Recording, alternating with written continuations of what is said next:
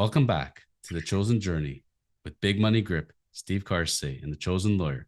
Steve, got to ask you over the last couple of weeks, you changed over your location. Are you in a secret compound right now? It looks like a scene out of Narcos. Where are you filming out of today? I am uh I am not in a secret location. I am outside in my backyard, just enjoying a little bit of warmer weather here. We're starting to get into the temperature season of the 90s and the hundreds, but it's very enjoyable outside here in the mornings, and it's just nice to be out of the house. Amazing. Well, I can tell you, having visited you over in Arizona and enjoying days of 77 to 80 Fahrenheit every single day, I got very excited because for the past week in Toronto, Ontario, we had temperatures 80s and 90s. We are back to the 50s and 60s. I'm not really sure what's going on, but reality has slapped us very, very hard over here weather wise. And apparently, it's slapped some teams and some fans as well in Major League Baseball. Last week, we got to talk about the hottest start to the season of the Tampa Bay Rays. Again, I know the test is supposed to be 40 games, but Steve, I've been taking a look at the standings. There's some teams here. I got to tell you, 2 weeks into the season, they might as well pack it up. This is a scary thing. I'm taking a look at I'm calling you out. Tigers, Royals, A's, Nationals, Reds, Giants, Rockies. I know one or two of these teams may rebound, but Steve, I'm going to almost guarantee you that when we finish in September of 2023, those teams are going to be remaining at the bottom, it looks like. Yeah, unfortunately, that's probably correct. That's just kind of where they're at right now in their within their organization of how they're predicting their future and who they want to sign and do all of that and putting the pieces together. Sometimes it takes these young teams a little bit longer to put a better product on the field because they have to let these guys develop. Some teams don't have the luxury of going out and just buying free agents. They have to develop their own players, and players develop at different rates, especially in the big leagues. And the young players like in Kansas City, like the Bobby Witt Juniors, he's progressing at a faster pace than maybe some of the other players that they have, like the Pasquantinos or whatnot. But uh, you know, it's a business where certain teams have more resources, other teams do not, and they just need to continue with their process and try to do that the best that they can. I mean, I think going into a season, teams have expectations. Sometimes their expectations get tempered a little bit, but at the end of the day, each one of them knows where they're at and where they want to go. The Royals, at least we can say we had a World Series win. We were runner ups in the World Series. We created a whole thing with the three closer monster that everybody tried to emulate. They've been there, and it was pretty recent. The A's. At what point, do you keep coming back to your fans year after year? And I know you haven't played for the organization now; it feels like a lifetime ago. But I have to look at the numbers, but it feels like it's been a rebuild for over 10 years now, easily. And at some point, we were the Moneyball team. Other teams have long surpassed us, whether it's the Rays, the Astros, as far as analytics go. Something is wrong here. I mean, if to me it feels like, Steve, it just feels like a dumpster sale. It literally feels like we're just gonna keep this thing going until we can get to Las Vegas. That's all it is. We're just gonna, put some masking tape and some band-aids on the roof and hope it's not going to leak too badly. And that's the state of the team. And I feel really bad for the team fans in Oakland. I mean, having lost the football team, I'm sure going to lose the baseball team at some point. It's almost inevitable. Like, how do you build a fan base continually losing and no certainty of a ballpark? Like, it's got to be tough. Yeah, they're in a tough predicament. I mean, they're not a very good ball club at this particular time. They're trying to put the pieces together and they're trying to do the best that they can for their fan base. Obviously, they lost their football team, but when you don't put a winning product on the field, it's really hard to get your fans to come out and support you sometimes. Some fan bases are a little bit better than others, but the years that I were there, they had great fans that come out, and it's just one of those things where, you know, uh, there's cycles in baseball. Sometimes cycles run a little bit longer than you want them to. You hope that the cycle of rebuilding is a 3 to 5 year plan and maybe not an 8 to 10 year plan. But I think, Oakland's in that 8 to 10 year plan, and they just got to kind of find the right formula to get back on track and get the opportunity. And what is that right formula? I don't know. Is it to maybe sign a few more players and spend a little bit more money? Is it to move the ball club to Las Vegas? And get a new stadium and try to generate some new energy and a new fan base and see what you come up with. But I'm sure Major League Baseball and the Oakland A's are looking deep into that, and something will come out of it. Like the Marlins, I'm leaving alone right now. I mean, they have their ballpark, they've had their own issues, and still understand with Miami how that's possible. It seems, regardless of who the owner is, regardless of who the management is, but we'll leave them out of this because they've actually been playing decently. The other cities, for how long the Tigers, were sweeping the Central and were just killing it. The Nationals, they got their title. The Giants, getting their titles. It's inevitable that you're going to play veteran teams. You're going to go to the World Series. You're going to win the World Series. Things are going to blow up on you. You just kept the team too old, too long. It's fine. Royals, same way. I can live with that because you do everything humanly possible to get that title, and we'll deal with the after effects later on. And that's what is happening now, those teams. It's time to pay the piper. It's like owning a house. I'm not going to renovate the house. I'm not going to keep putting money into it. I'm just going to hope for the best. That house becomes 15, 20, 25 years old. Everything's going to break down at the same time. Those cities feel like that. Right now, the Tigers, I see it's going to be a big transition. I mean, Mickey Cabrera's on his last year now, and the celebration for him. And now it's getting past that era, the Verlander years and, change in management there, change in ownership as far as Illich passing away. It's going to take time, but it's a city that, has so much deep history. They have a beautiful ballpark that, it's just going to come. They just got to get some exciting players in there. It's going to happen. I see the same thing happening for the Cincinnati Reds. The A's are just, to me, it's like until they're going to head to Vegas, it's not going to get solved. And it's kind of become a multiple problem now, Steve, because word has leaked out that there's a new contender for an expansion team that we did not discuss in the previous episode. Did you hear about this one? I heard that Utah might be trying to put together a group of people to buy a team. So yeah, that's a little bit surprising. Obviously, we've heard of Portland, right? But I think the Portland thing is kind of shifted away a little bit, and Utah's been kind of more of a focus, and Nashville too, to so to speak, to say It, something. and we've talked about Mexico City. We've talked, which and how I don't know if that's going to happen or not, but we got Mexico City. We've talked about Montreal getting another team. I think the reality is they got to solve the Rays. They got to solve the A's. They need to figure out the ballpark situation. I don't think the Rays are going to go anywhere. I think they're going to find a stadium solution for them, God willing, and they get to keep the team. I think the A's are going to move, unfortunately. I wish they'd find a way to figure out a ballpark situation, but I don't know how much negotiation you can do, especially when you're in a. It's funny, it's one thing when money's flowing and you're in a good economy. When you're at the point that you have mortgage rates rising, you have inflation, people are losing jobs. How do you possibly come back as a politician and say, I know times are tough, but we're going to have to support this team. So we're going to build a ballpark. We're going to put another tax on you. People are not excited about that. So it's kind of a tough thing because people don't want to lose their team, but yet somebody's got to fund it. And not every team can go and fund it on their own and just build a ballpark, as some teams have done, and all the power to them when they can. But people have to understand it's a lot of politics, it's a lot of money, and that's what it's going to come down to at the end of the day and for negotiations. And at some point, you just can't make those headways. And even still, like how many stadiums have we seen in recent years, Steve, where they build a fairly new stadium, and before you know it, like Atlanta was an example, they go and build another one. It's like, did they just build a stadium? And that's now the economics. Yeah, it's all about timing, right? Where you are in the economics of the world when you want to put a new tax or you want to build a new stadium.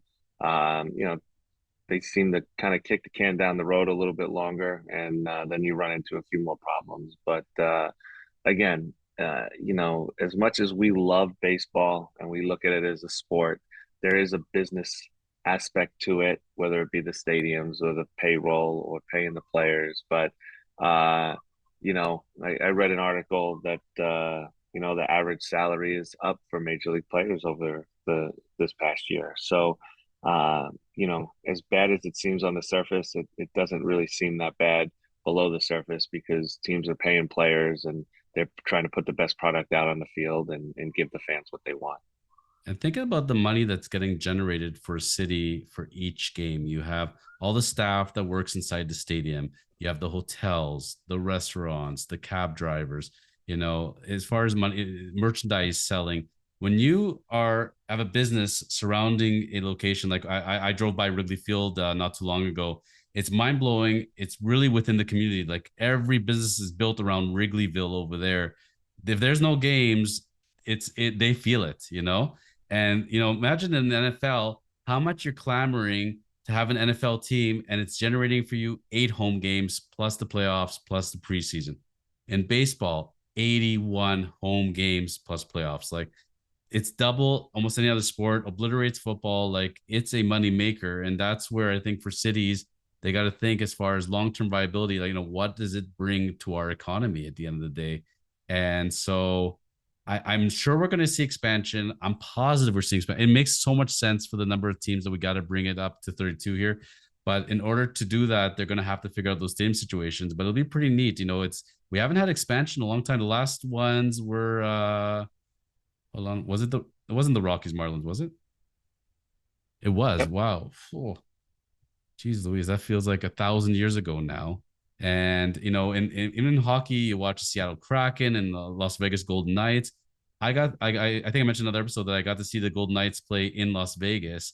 And Steve, it's like nothing I've ever seen before. It was unfreaking believable. Every seat was full. Everybody's wearing merch. Everybody's eating. It was just a fantastic experience.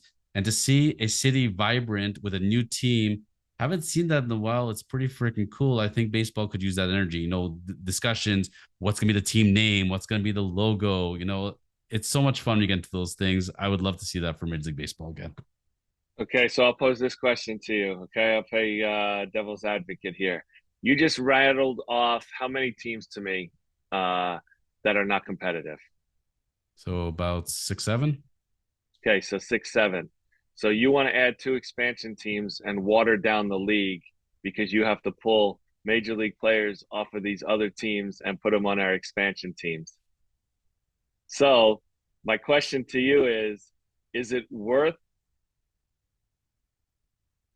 pulling back and watering down major league teams just to get 2 new teams, or are you okay with having an expansion draft and other teams plug in major league players that aren't protected off of these other ones to start a new franchise? I feel that if we pluck 1 or 2 players off of each team, make this expansion team, I kind of feel like almost instead of being so top heavy and so bottom heavy, maybe we could bring everybody closer to the middle. We can have a nice democracy here where everybody finishes 81 and 81. I'm saying that tongue in cheek, of course, but in a perfect world, that's where I could see it going.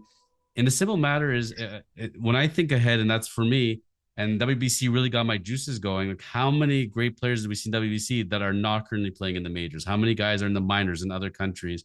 I feel like it'll force more players coming in that aren't there right now and maybe get more opportunities. I think it could be positive that way, as far as guys sitting on benches, people getting to hoard talent simply because they are able to do it, versus now we have to protect X amount of players and we can't afford to keep this many players. So I think it could go the other way as well. And if one thing Vegas and Seattle have taught me from the NHL standpoint, depending on how you set up these expansion drafts, they can be uber competitive very quickly if done the right way. Now, Vegas got a huge advantage, obviously. They were very smart about it. They were able to stockpile picks, they were able to make all these wacky trades. Baseball's a lot different, but what I don't want to see, I don't want to see the Tampa Bay Devil Rays again, and I don't want to see Rockies losing 100 games a year. Like, I don't want to see these garbage expansion teams. So my hope is that Major League Baseball looks at what the NHL did and is able to make these teams more competitive from the beginning, if possible. Yeah, I mean, in a perfect world, that's great. Unfortunately, I just don't see it that way. I just see the league getting watered down. I see good to average players being pulled off major league teams. Like, I want to give all these young players the opportunity to play in the big leagues. But if they're not ready to play in the big leagues, the success rate is not going to be high. Yeah, they're good players, but if they're really good players, they would be in the big leagues with their own teams right now, pending a few circumstances. So at the end of the day, you know, it's a debate that we can have and keep going back and forth on. But it was just a question I wanted to pose to you and see, after rattling off those teams like Kansas City and Oakland and the Rockies and those teams that are really struggling right now to put up wins and do that, they have really good players, and they're still not winning, and that's the disparity, and that's you know I don't want to say payroll because Tampa Bay doesn't have a great payroll, but they're winning. So it's how you putting guys together and coaching staffs and player development and things like that. So it was just a question I thought I would throw out there and see what the response was. Again, I'm the idealist. I always like to do the positive thinking. The yogi meditation in me says that, but the realist in me, when you say it, I look at that list and I'm thinking, I hear you, man. Chances are we'll maybe rattling off a list of 9 bottom feeders at that point.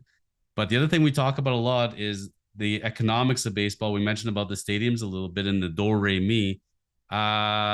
You notice that there were a couple of NFL franchises that got sold recently in the $5 to $6 billion range.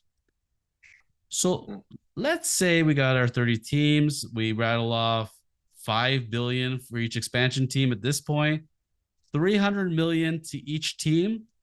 I think they're saying yes, please. I think that's the other part of it is as the longer they're waiting, like they're very smart in that sense. If you think about what an expansion team would have brought in 5, 7 years ago for MLB versus today versus another 2 or 3 years from now, like we're talking, Steve. I remember when 100 million, 200 million was a lot for a sports franchise. Now we're in the billions and not just 1 billion. We're in multiple billions. It's not out of the realm of possibility that if they wanted to rattle off an expansion fee of 5 billion, someone might pay it. No, very true. But at the end of the day, if you're talking about $300 million going to every team, unless they put a stipulation on there that you have to spend X amount of that money, the owners won't do it. They'll stick with their same payroll, and that 300 million will go into their bank account, and that's kind of just how it is. I mean, and that's the business side of baseball. But if you tell each team that they have to spend 100 million and put that back into their ball club, uh, that might be a different story. But I just don't see that passing, and I don't see 26 out of the 30 owners saying, you know what, we're willing to do that. That's what bugged me about revenue sharing. I can understand, okay, we're making a lot of money because we're a certain market and we're spending. So we're going to help them out as far as the lower clubs. But to me, that means I would have done it the exact way you're saying. Okay, I have to give each city now 10 million, 50 million, whatever. X amount of dollars should be earmarked to improving the ball club, not going into someone's bank account. And in the case of the Pirates, for example, they get lambasted for this all the time. And yeah, they did a little bit of spending this offseason. I mean, got Carlos Santana, a couple of guys. But at the end of the day, it seems like the payroll is not there and the results are not there for a reason. So I certainly hope at some point we will look at it and saying, if you're going to be playing with the big boys and the big girls here in the big leagues and you want to have a Major League Baseball team, you have to run this thing like a Major League Baseball team. There's going to be a proper floor and then a ceiling on payrolls. And you can't run this like a AAA team anymore. And that's where I think the disparity, I don't like that disparity. I'd like to see it moving more towards the middle. And maybe we'll see it. But and very often, Steve, and as Steve Cohen has shown you, all it takes is one good owner with a big checkbook. And then we're still trying to figure out where the Padres are getting their money, but they seem to be doing it. And by the way, you mentioned the Padres before. Mr. Tatis is going to be joining them as well. An embarrassment of riches. Like, how is it that you have that lineup and then we're just going to throw Tatis in there as well? And he didn't stop hitting home runs, so it's pretty cool. I think the Padres are going to be a very scary team this year. Yeah, well, we'll have to see how that plays out. And, like I said, they're a very good team prior to Tatis, so we'll see what position he plays, and we'll see what he brings to that lineup. Promise you this: we're going to see around the 40 game mark. We're going to look at the standings at that point, and then come the end of the year, we'll see how close we were. But I agree with you. Fans of all cities, don't get too high and too excited. when your team is killing it after first 2 or 3 weeks, and don't get too low on the low. It's a long season. Everything evens it out at the end. I promise you. Yeah, absolutely. Like I said, I'm curious to get to the 40-45 game mark, and that really gives you an idea of where teams are at, who they are, if they're going to compete, what their injury status is, things like that. So, that's just it's just a threshold that I've always heard of, never really took into account. And then as I got into the coaching world, I took into account, and it really tells you a lot about who teams are and where they're going. I won't be doing this show justice as we sum up today if I don't bring up one name. I've done it for 3 weeks. I kind of hinted, but I haven't really gone there. And that's Shohei Ohtani, because when I read on MLB trade rumors that they're going to hire a Japanese speaking and writing writer, and they're going to create a page dedicated just to the Ohtani watch, this is going to be the nonstop story of the season unless the Angels sign him to an extension during the season, which will not happen. Steve, he has video game numbers as a pitcher so far, doing very well as a hitter. How many of his games have you caught so far? How has he done in your estimation so far in April? Oh, he's been great. I mean, I think again the WBC really helped him out, put him at a level of the competition level that you got to go out there and be a little bit more focused than if you're coming out in spring training and playing every day and playing half games. So at the end of the day, he's fantastic. Obviously, can't say enough about the talent that he possesses and what he brings to our game, and how it shows. To get a page just for him to keep the Ohtani watch. It'll introduce that to all the Japanese fans who are in Japan, right? And they'll be able to follow that. That just brings more people and more attention to the game that we love and that we're playing over here. And it's just it's fun to get the word out about baseball around the world.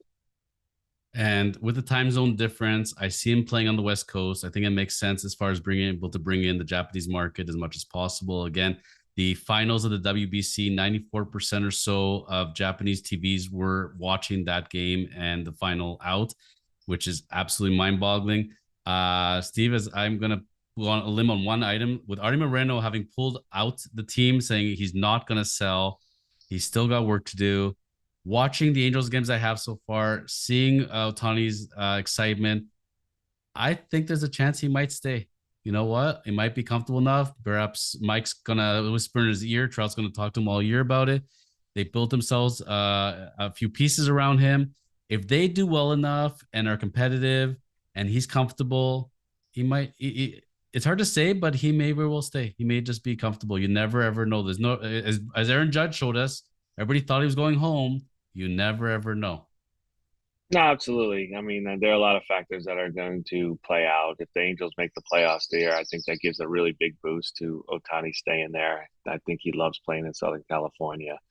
Uh, there's another team in Southern California that's, right up the freeway. So, and they have a lot of money. So, it's just one of those things where I think you just got to let this play out. You got to see how he does for the remainder of the season. I don't expect any big drop off from him. And then, you'll let the bidding begin on where he wants to play and where he's most comfortable playing.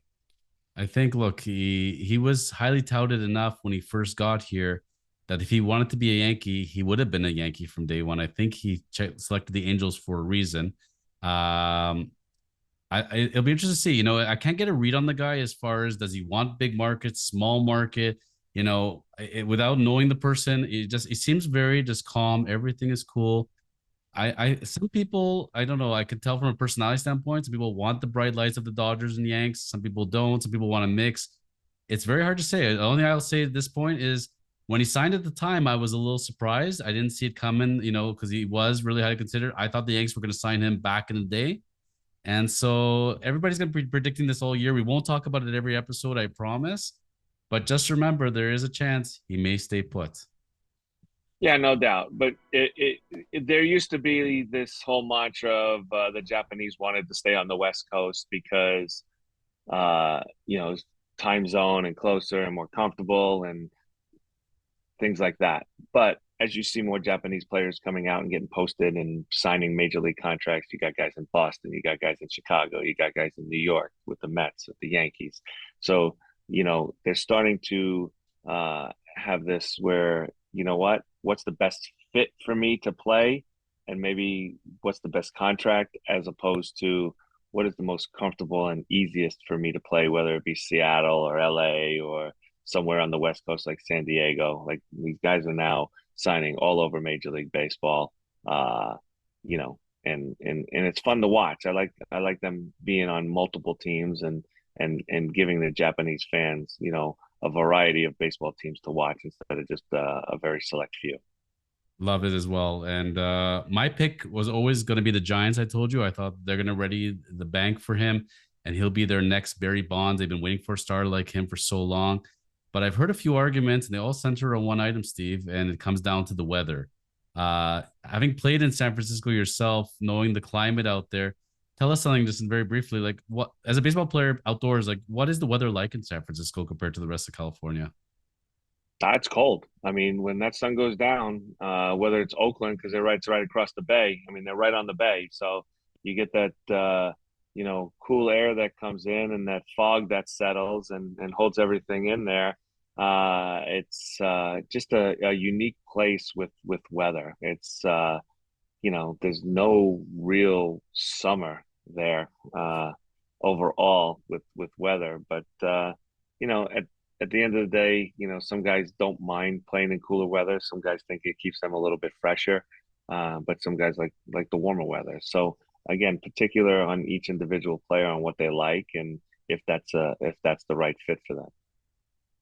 Well, we'll see who ponies up the $600 million. That's the big question because it was originally 500, but I'm gonna go on a limb and say he may even break 600. So time will tell. We wish Mr. Otani well. Obviously, it comes down to his injuries as well. But if the start of the season has shown anything, he may be walking away with a Cy Young MVP this year. But again, too early in the season to tell. Mr. Steve Carsey, thank you very much. For giving hope to some of these cities, and certainly for Oakland. We hope that everything does come together for them and it's been tough year after year. It just again, when you sit in the second week of the season and you look at the standings and you got a 3-13 record, it's tough. That's all I'm gonna say. It's very, very tough. Yeah, absolutely. Again, we're very early in the season. Let's see and give these teams a little bit of leeway and see how they can maybe make a quick turnaround and put some wins in the column. Yeah, all the A's have to do is go on a 10-0 run or something, and they'll be good to go. We'll see you next week, Steve Carsey. As always, a pleasure. All right. Thanks, Jonathan.